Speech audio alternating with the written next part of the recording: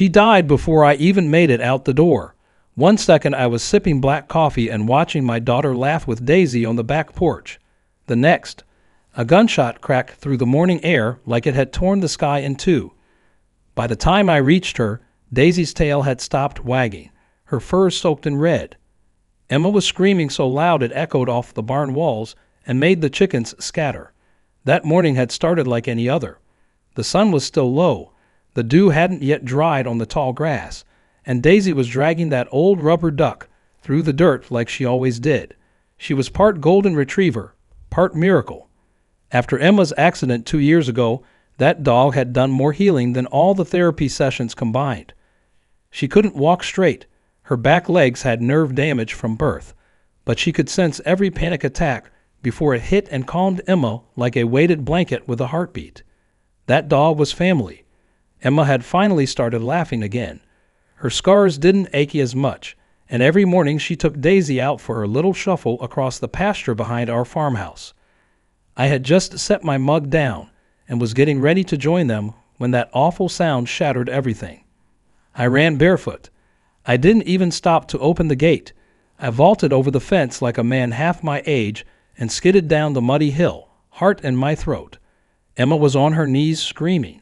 Daisy lay next to her, not moving, her body twitching slightly as her breathing slowed. The shot had hit her right in the side, blood soaking into the grass. Her duck toy lay a few feet away, untouched. 3 men stood across the fence line in camo jackets and orange caps. One of them held a rifle. Another one said, "I thought it was a wild hog." She came crawling through the brush. They weren't even sorry. They looked at me like I was the problem. I couldn't speak. I picked Daisy up in my arms, her limp body pressing against my chest, and carried her back to the house while Emma followed, sobbing so hard her legs buckled twice on the walk back. We buried Daisy under the old sycamore where she used to nap. Emma refused to come inside after that. She just sat beside the grave with a blanket and stared into the distance. I couldn't get her to eat, couldn't get her to speak. It was like losing that dog knocked the last piece of light out of her. That night, I sat in the dark with a flashlight and stared at the security footage from the back gate. The camera picked up everything. Karen had let them in. Our neighbor, HOA President Karen Flannery, had opened the side gate to my pasture and waved them through. One of them even high-fived her. She pointed toward the tree line like she was handing off a hunting map. Her lips clearly said, "Go get 'em." My fists clenched so hard I cracked the flashlight casing. This wasn't just a mistake. It wasn't ignorance. It was deliberate. Karen had decided my land, fenced, posted, and marked private, was her new hunting ground to offer to guests like a party favor. And someone I loved had paid the price. The next morning, I walked straight to her porch. She was sipping lemonade like it was the 4th of July. I didn't knock. I just stepped onto the porch and said, "They shot my daughter's therapy dog." Karen raised an eyebrow. "You mean that mutt that was crawling through the brush?" She shrugged like it was roadkill. "They thought it was a wild animal. My friends are experienced hunters. Don't blame them for your lack of fencing." I told her she was on camera opening the gate, that what she did was trespassing and animal cruelty. She blinked, then leaned against her chair like this was all beneath her. "You should have locked it better. Besides, I've always said that back lot isn't fully yours. Technically, it overlaps with the community green belt. Maybe you should read your HOA handbook."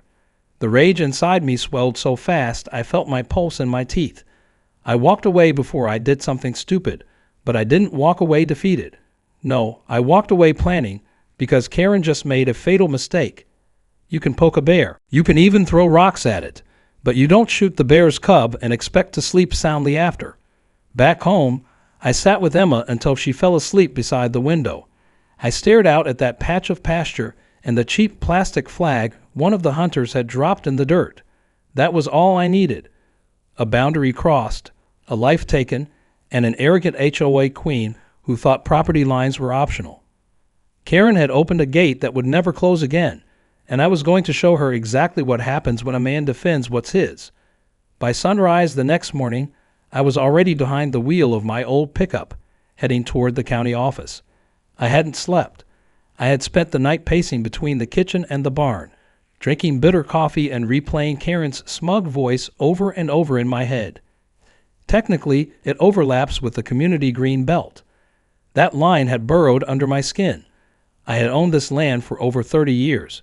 It was mine long before Karen ever showed up with her HOA newsletters and her matching lawn flamingos. But now, after one act of stupidity that ended a life, she was trying to rewrite property lines like she owned the county records herself.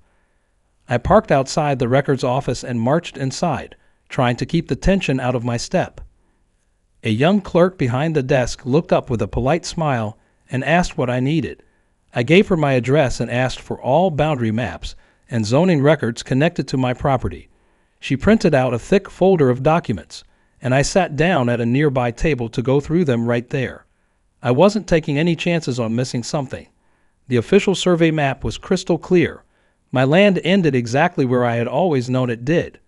No green belt, no shared space, just a clean line that wrapped around my pasture and extended right through the wooded back lot Karen had claimed. To be sure, I asked the clerk if there had been any recent amendments or claims filed that might suggest overlapping access. She checked the digital database and paused. Her eyebrows knitted slightly as she tilted the screen. "Looks like someone filed a request to reclassify the northeast border as open use," she said, but it was denied. The name on the request was Karen Flannery. Denied on the basis of improper jurisdiction. She's not the owner, so she has no legal standing to reclassify it. So not only did she try to sneak the claim through county zoning, but she had the gall to act like I was the one in the wrong. I thanked the clerk, took my printed folder, and drove back home. The wind through the window felt sharp and cold. My jaw ached from how tight I was clenching it. Back at the ranch, Emma hadn't moved from the window. She looked pale and quiet, like a statue dressed in her favorite hoodie.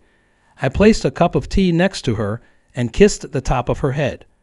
She didn't say anything, just kept staring at the tree where we had buried Daisy. I walked out back and opened the barn. The inside smelled like hay and oil and quiet planning. I cleared the far corner and laid the folder down on a wooden bench. That's where I started assembling my case. Photos of the gate Karen had opened, screenshots from the security feed, her HOA email from last month inviting residents to a private wild game tour. I even printed out her Facebook post bragging about expanding the HOA activity zones. It wasn't much on its own, but together it painted a picture. A woman who believed rules didn't apply to her, trespassing with armed guests, leading to the death of a registered therapy dog. That wasn't just arrogant. It was criminal. I called the sheriff's office and asked to schedule a report. When the deputy arrived later that afternoon, I walked him through everything. He watched the footage twice and didn't say much, but his frown deepened each time Karen's voice came through on camera. When she said, "Go get him," he paused and leaned forward like he was listening to a confession. I explained that the dog had a therapy certification, was non-aggressive, and had never left the property before that morning. He wrote it all down. When I handed over the folder of records and printed evidence, he took it under his arm and promised to file the complaint.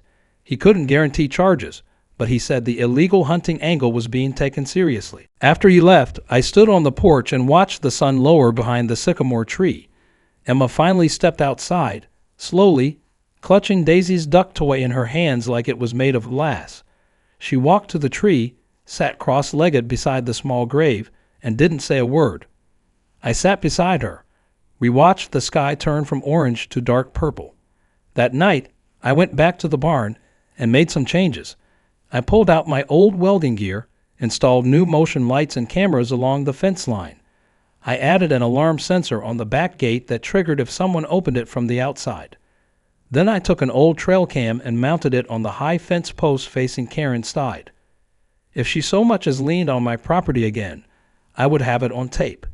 The final touch was the signs, big, clear, and angled to be read from her yard.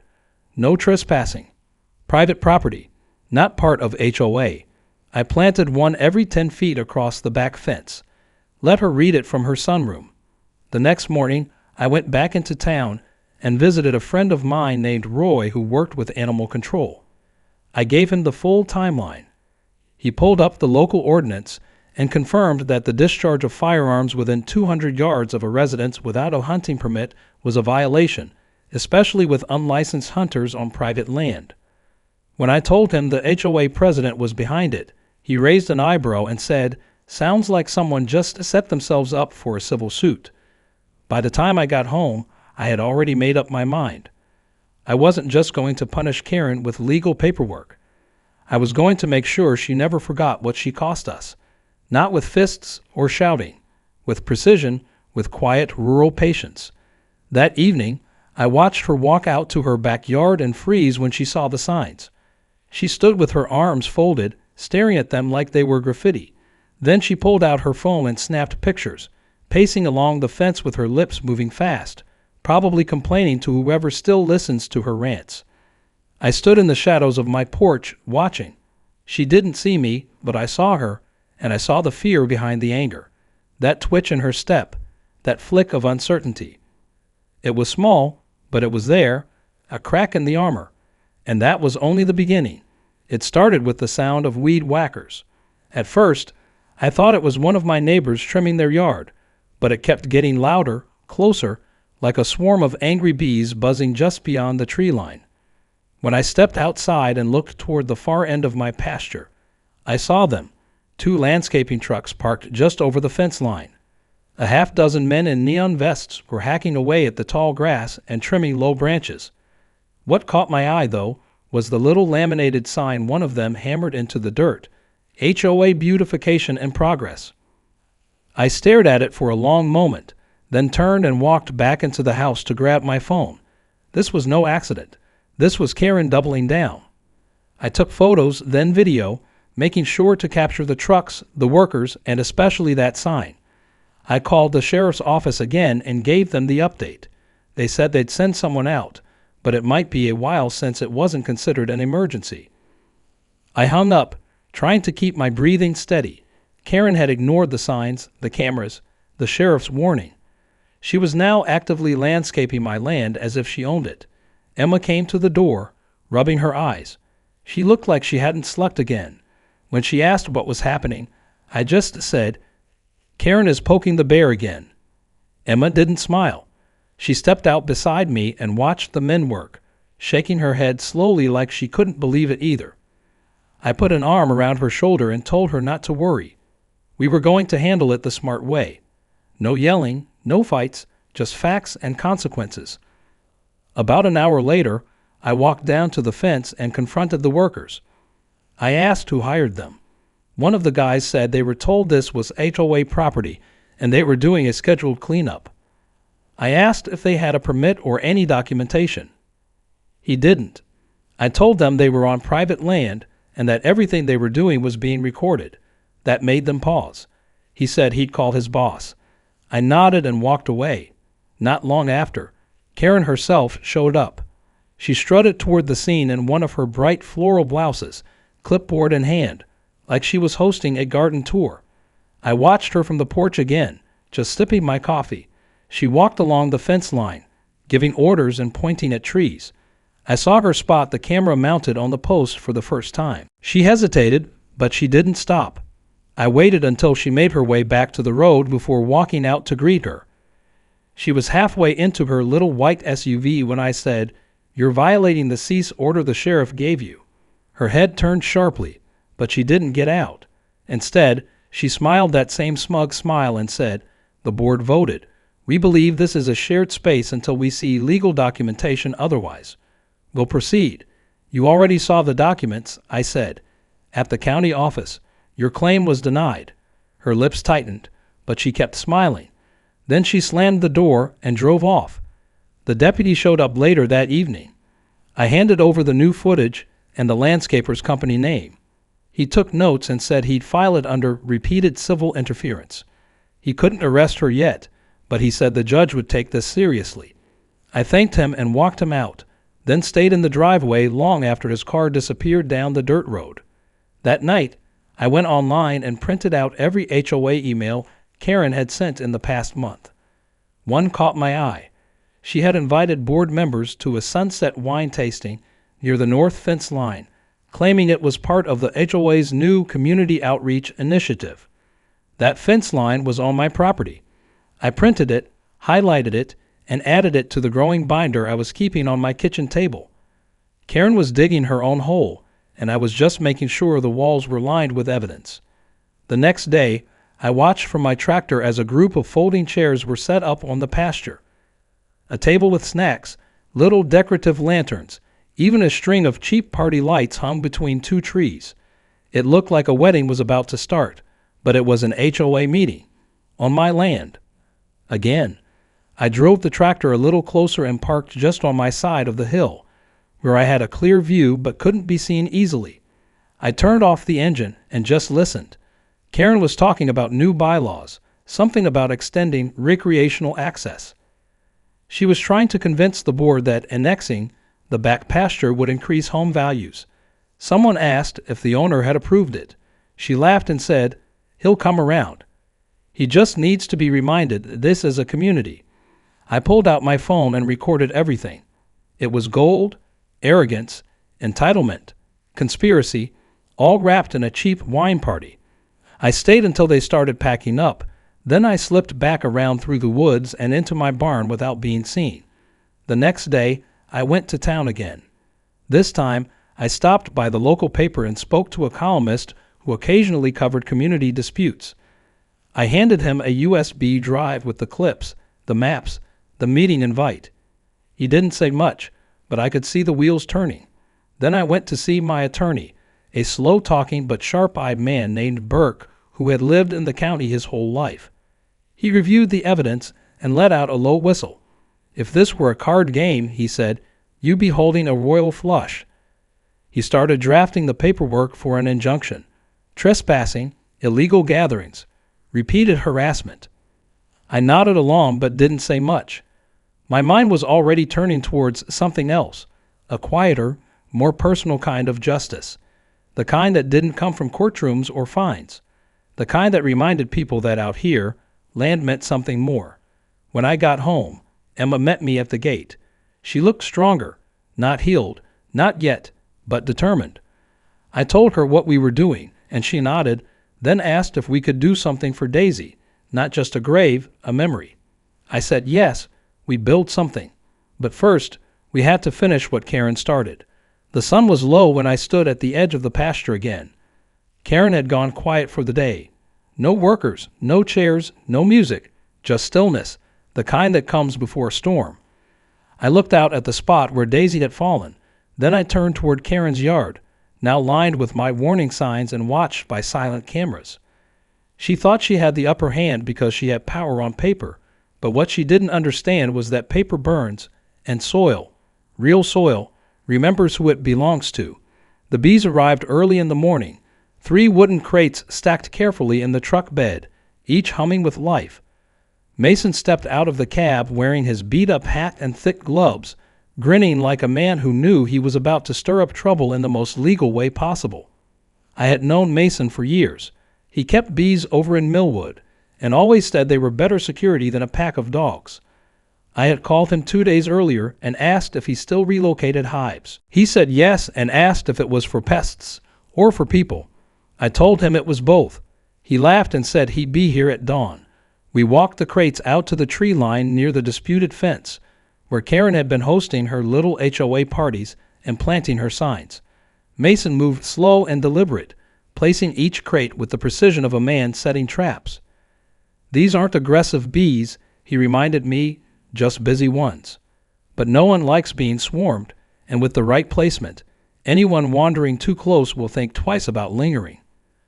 Once the crates were set and the tops lifted, the hum deepened. Mason stepped back and wiped his forehead. "There you go," he said. "Land's marked.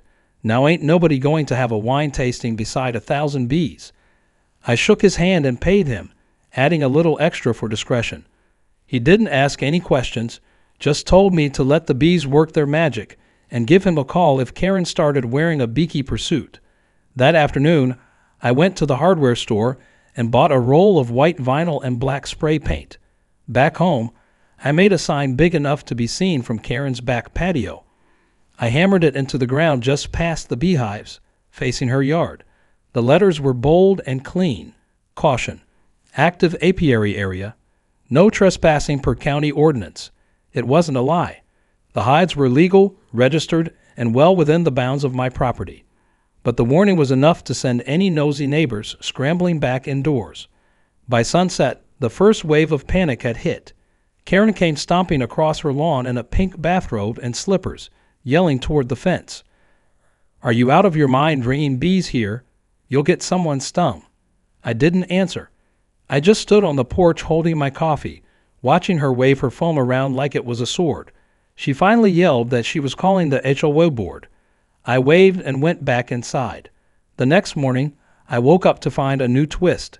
Someone had planted a for sale sign at the edge of my driveway, a big one. Land available for development. Special offers for HOA members. I didn't have to guess who had placed it. I walked out there, yanked it from the ground, and threw it in the back of my truck. But it gave me an idea. Later that day, I had a custom sign printed at the local print shop. It looked similar, but with my own message, private property, not for sale. Trespassers will be reported. I planted it right where hers had been, then set up a trail camera in the tree behind it. Sure enough, that night I caught Karen sneaking out with her flashlight, trying to remove it. She didn't notice the flash from the camera. She would later. The pressure was starting to build. Her control was slipping. I could see it in the way she shouted at delivery drivers and paced her yard at night, talking loudly on the phone. The other neighbors had started pulling away. I overheard one couple muttering about her going too far this time. Another neighbor quietly asked me if everything was okay and said they had no idea about the dog. I just nodded and said, "It's being handled." Then came the lawsuit. A man in a beige suit showed up with a thick envelope. Karen had filed a restraining order against me and a civil complaint for harassment. She claimed the bees were an intentional attack, that my signs were inciting fear, and that my presence was threatening her sense of safety. I brought the envelope inside and laughed. It was so flimsy it almost felt like a joke. I called Burke, my attorney, and sent him the document. He didn't laugh, but I could hear the smile in his voice. "She's losing her grip," he said. "I'll get this tossed out before it hits the docket." "You ready to file your side?" I said yes. He filed the motion to countersue for property violation, endangerment, and intentional emotional distress regarding Emma's therapy dog. We had everything: the footage, the audio, the witness statements, the digital trail of her HOA newsletters and event posts. It wasn't just a case. It was a story of arrogance written in her own words. The court hearing was set 2 weeks later. Emma didn't want to come, but I asked her to sit in the back. I told her it was important she see how people like Karen were dealt with when the truth finally caught up. We sat in the county courthouse, a small room with old wooden benches and a ceiling fan that creaked every third spin. Karen arrived in a pressed blazer, flanked by a stiff lawyer who looked like he hadn't seen a farm in his life. She shot me a glare when she walked past. I didn't return it. The judge, an old rancher turned legal eagle named McMillan, heard both sides. Karen's lawyer went on about community unity and neighborhood beautification. But when we played the clip of Karen saying, "Go get em," to the hunters and the photo of her unlocking the gate, the room fell silent. The judge leaned forward, steepled his fingers, and asked Karen directly if she had opened the gate. She stuttered, then said, "I may have, but I didn't know they'd shoot anything." That was the end of her case. The restraining order was dismissed immediately. The judge ruled in our favor on every count and ordered Karen to pay fines for trespassing and unauthorized land use. $12,000 due in 30 days. She turned pale, then red, then pale again. On the way out of the courthouse, I handed her a small sealed envelope. She didn't want to take it, but I left it in her car door anyway. Inside was a photo of Daisy lying beside Emma on the porch, with a note that said, "This is who you stepped on to prove a point." That night, I brought home a surprise for Emma, a young retriever with kind eyes and a soft disposition. She didn't say anything when she saw him. She just dropped to her knees and hugged him. It wasn't a replacement. Nothing could replace Daisy, but it was the start of something healing, a way forward. I watched them from the porch as the dog sniffed around the sycamore and wagged his tail at the birds behind the pasture. Karen's house sat quiet. No lights, no shouting, no guests, just shadows and silence. I sipped my coffee and smiled. The land was still mine, and now, so was the peace. It didn't take long after the court ruling for the cracks to really start showing. Karen had strutted around that neighborhood for years like she wore a crown, but now the paint was peeling off her throne. The other board members started keeping their distance. Even the ones who used to echo her every demand were suddenly quiet at meetings. The HOA newsletter that used to arrive every Friday like gospel now came late and thin. The neighbors had seen the courtroom reports, heard the recordings, and read the headlines in the local paper. HOA president loses lawsuit over illegally hosted hunt. Her name was out there, and it didn't smell like roses anymore. At the next board gathering, held in the community clubhouse, Karen tried to call the meeting to order, but it didn't go how she expected. A new neighbor, a middle-aged woman named Barbara, who had recently moved into Lot 9, stood up and asked point-blank why the HOA was still being led by someone who had just been fined for trespassing and misuse of community funds. Karen stammered, trying to spin it as a misunderstanding, but the crowd wasn't with her. A few heads nodded in agreement with Barbara. Someone else asked whether the HOA's insurance would be covering her court costs. Another asked about the landscapers hired without a vote. She lost control of the room within minutes. That week, the HOA board quietly voted to remove her as president. No parade, no final say, just a motion passed behind closed doors and an email sent out saying, effective immediately, Karen Flannery will no longer serve as president. Her name was still on the committee list, but without her title, she was just another homeowner now, and not a very popular one at that. I didn't celebrate, not openly anyway, but I did sit a little longer on the porch that evening, watching the sun stretch across the pasture and listening to the soft bark of Emma's new dog as he trotted after butterflies. It felt quieter, like the land itself had exhaled. A few days later, the hunters came back, the same ones who had shot Daisy. They pulled up in a different truck this time and parked just down the road from my northern fence line. I was hauling feed when I spotted them, standing around with their gear slung over their shoulders like they were back on some kind of guided tour. I put the feed bags down, walked inside, and called the sheriff immediately. "They're back," I said, "and I've got their faces on record." Sheriff's deputies arrived within 20 minutes. By the time they got there, the men were already walking along the fence again, snapping photos and pointing at deer trails like they owned the place. The deputies approached with calm authority and asked them for hunting permits and property owner approval.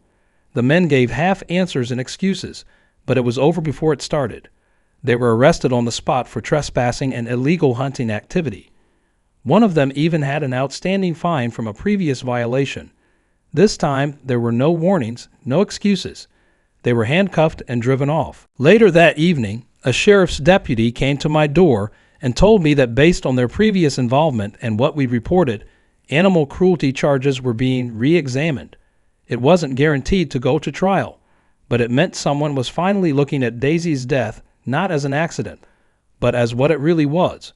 That brought a kind of peace I hadn't expected, quiet but steady, like a crack of light through a storm cloud.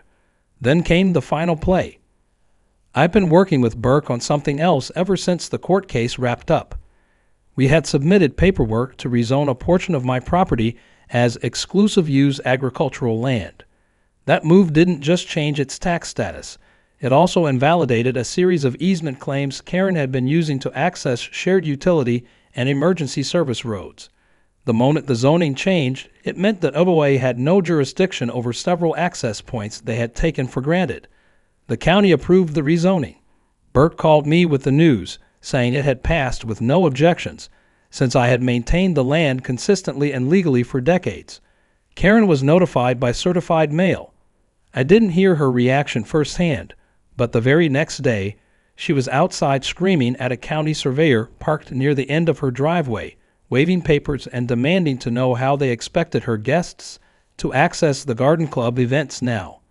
That same week, I made a call to a fencing company and had them install new gates and locks on the old access path. Each one had a sign, private farm access only, not for HOA use. I added solar-powered cameras to the corners and posted that all violations would be reported. I never heard from the HOA again after that, not officially. But Karen wasn't finished trying to get under my skin. One afternoon, she came walking across her yard holding a sheet of paper and waving it toward my property like it was some final warning. I happened to be working on the tractor and saw her standing at the fence shouting. I couldn't hear what she said, but I didn't need to. I killed the engine and walked toward her slowly, boots crunching in the dirt. She was yelling something about community spirit, about how I was turning neighbors against each other, about how I had made her life miserable. Her face was red, her hands shaking, with the paper still flapping between her fingers. I waited until she finished, then pointed to the sign beside her. It read clearly in black paint, "You are trespassing. Leave immediately." She looked at the sign, then back at me.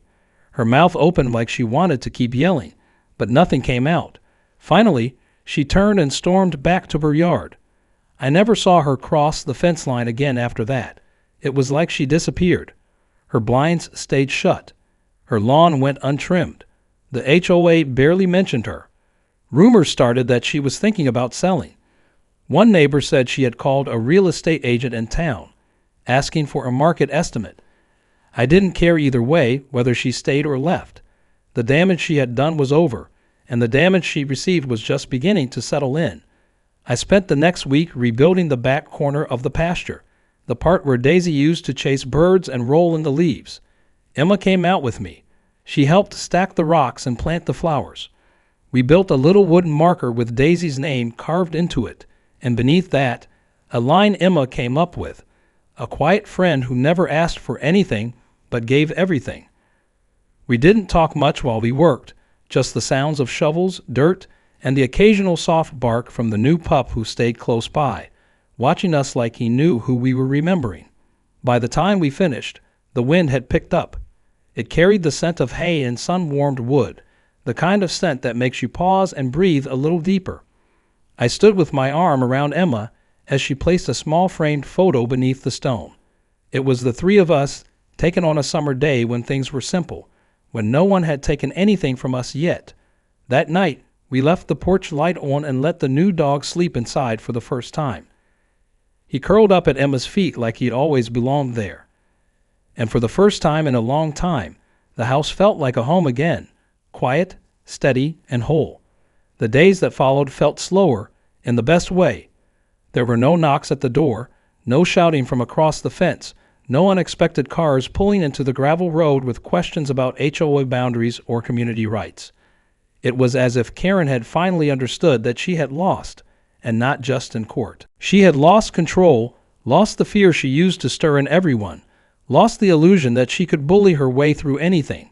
The quiet that settled over the land was deeper than silence. It felt earned. Emma was healing in her own time and way. There were still moments where she would grow quiet and distant, especially if something reminded her of Daisy, a toy in the wrong place, a certain bark in the distance. But she didn't shut down anymore. She had started walking the new dog, who we eventually named Rusty after her favorite book as a kid. Rusty had a different energy than Daisy. He was livelier, clumsier, always chasing birds and getting into things.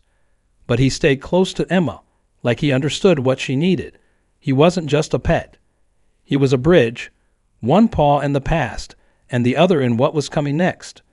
One morning as we sat on the porch drinking coffee, Emma asked if I thought Karen ever felt sorry. I looked out at the now empty yard behind her house, where the party lights used to hang and the folding chairs once stood. The place looked abandoned, the grass overgrown and the shrubs untrimmed. If guilt had visited her, it had come without an apology. I told Emma the truth. Some people don't feel sorry, not really. They just hate that they were caught. But either way, the damage was done, and we weren't going to carry it around anymore. The realtor sign went up the next week. Karen's house was officially on the market. No open house, no balloons or flyers, just a simple white sign with a phone number and a small flag that read reduced price. A few neighbors told me she had moved in with her sister in the next county. Others said she'd left town entirely. I didn't check. I didn't care. Her absence was enough. The HOA moved on without her. A new president was elected, someone who actually listened, someone who didn't think fences were optional. They stopped trying to claim land that wasn't theirs. They stopped sending newsletters full of threats. A few even came by to apologize, though I didn't ask them to. One man, Clint from Lot 3, brought over a pie and said his wife had wanted to stand up to Karen for a long time, but never found the courage. I just nodded and thanked him. I knew how fear could keep good people quiet. I wasn't going to hold that against them now. With things finally settling, I turned back to the farm itself. The fences needed work, not from neglect, but from the stress of the last few months. I replaced old posts, patched wire, and added more signs, not out of spite, but because I had learned something valuable. Boundaries weren't just about land. They were about peace, about keeping what matters safe, and about making sure no one ever mistook silence for surrender again. Emma asked if we could plant a small garden beside Daisy's grave. Not vegetables, just flowers. Bright ones that bloomed strong and wild. We worked on it together every weekend. Sunflowers, marigolds, daisies, of course. Rusty would follow us out and roll in the dirt while we planted. It became our ritual, something alive growing beside something we had lost. In the evenings, I found myself writing more. Nothing formal, just thoughts, pieces of memory I didn't want to lose. I wrote about Daisy, about Emma's strength, about the morning the gunshot changed everything, and about the long, slow climb back from that moment. I didn't know if I'd ever show anyone those pages, but putting the words down made it feel real in a way that time alone couldn't. One afternoon, a letter arrived. It wasn't from Karen, but from the county clerk's office. It contained a copy of the official record confirming that the disputed land was legally, formally, and permanently designated under my name, with an added note about its agricultural protection status. I pinned it to the barn wall like a trophy, not because I needed to prove anything, but because it marked the end of the fight, a final, undeniable answer to the question Karen had tried so hard to twist. Emma saw it and smiled. She said it looked like justice in paper form. I told her it looked like peace. We celebrated with a small dinner, just the two of us and Rusty curled up beneath the table. No guests, no speeches, just quiet music, a warm meal, and the kind of laughter that had been missing for too long. When Emma raised her glass of sweet tea and said, "To Daisy," I felt a lump in my throat, not of pain, but gratitude. We had made it through. In the weeks that followed, the land seemed to bloom more fully. The grass grew greener, the flowers brighter. Maybe it was just spring finally settling in, or maybe the land had felt the tension too and was now breathing easier. Whatever it was, it made mornings feel hopeful again. One morning, I stood at the edge of the pasture watching the sun come up. Emma and Rusty were chasing each other down the hill, their laughter rising with the light. I looked out across the fence line at the trees that had once hidden hunters and lies, now quiet and still. I thought about the girl who had arrived broken and afraid after her accident. I thought about the dog who had carried her through it. And I thought about the woman she was becoming now, steady and strong and scared, but still walking forward. I whispered a thank you to the land, to the trees, to Daisy, and to the silence that had finally returned. And then I turned back toward the house, toward the garden, toward the future we were building, one quiet step at a time.